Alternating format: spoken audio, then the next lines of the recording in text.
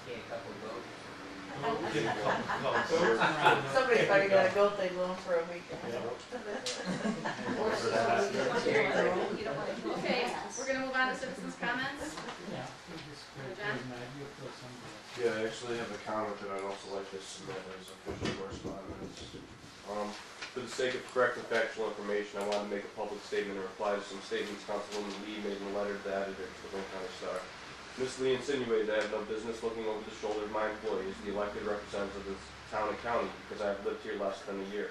In fact, I have lived in Wayne County for over 20 years, 18 of which within 5 miles of where we are this evening. I have maintained a second home in Marion since 2007 and purchased a full-time residence here 14 months ago.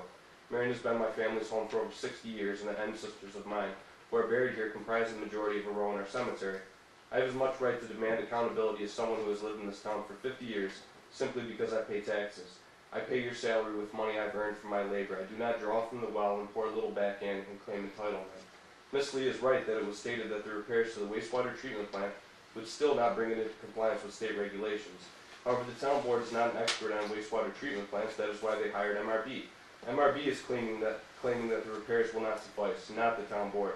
MRB is who stands to directly benefit should Marion replace the wastewater treatment plant. My point about MRB being the largest contributor to the Republican committee was not an accusatory statement against the board. It was a rhetorical question. If it walks like a pig, looks like a pig, and sounds like a pig, only a politician could claim it's a dove. Mrs. Lee's statements that Supervisor Bender has not received any support from the Republican committee is a misleading and inaccurate piece of information.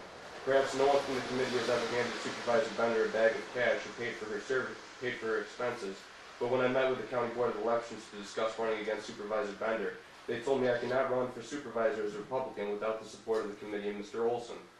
In closing, I suggest that the town board send out an invitation to attend the public hearing concerning the wastewater treatment plant to all account holders with the plant. It is the town's duty to go above and beyond to inform taxpayers and account holders how their bills and service may change.